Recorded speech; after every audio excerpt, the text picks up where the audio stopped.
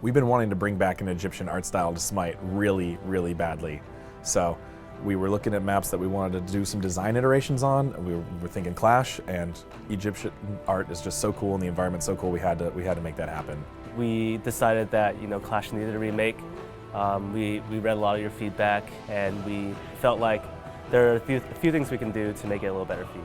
We've had an Egyptian map in the past. Everybody really likes the Egyptian pantheon as a theme. They have cool, interesting statuary and architecture, and it's very different from the Greek locations. We worked with designers to make sure that we still keep with the same design specs of the old Clash, but that now we can fit it with Egyptian art.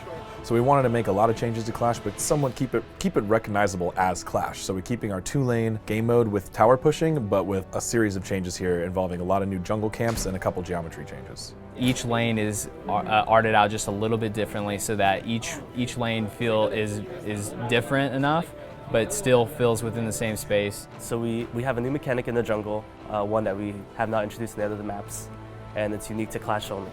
We have the typical red and blue buff. We removed the Harpy camp and put another blue buff there so that 2 people on your team can have blue buff. Now, at some point in the game, the jungle camps will evolve. So you're actually going to see the blue buff and the red buff get increasingly harder to kill, and as well provide increasingly stronger buffs as the game goes on.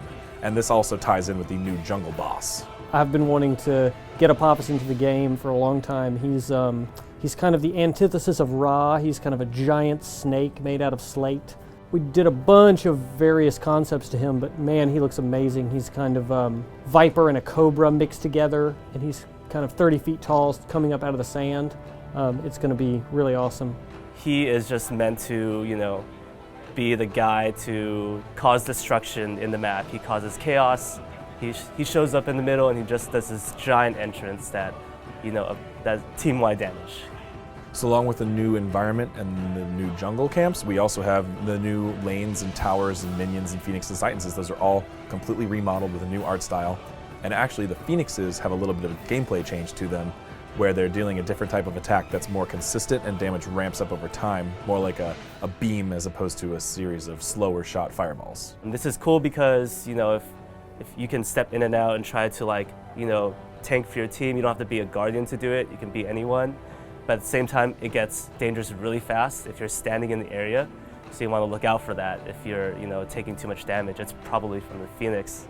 So it'll play a little differently from the other maps in terms of the way the Phoenix damage interacts with you. It'll make the Phoenixes a little different from the tower. I think it'll be definitely fun and interesting. I hope players really have fun with this, and I hope that they find it's super appealing, and I want to bring people into a world that they'll remember and want to spend as many hours as possible in.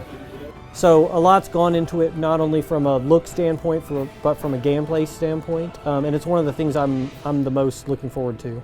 I'm a huge fan of the Egyptian pantheon. I'm really glad we could get some more Egyptian art back in the game. I think it looks amazing, and Apophis is extremely scary and fun to fight. I can't wait to see how the players feel about it.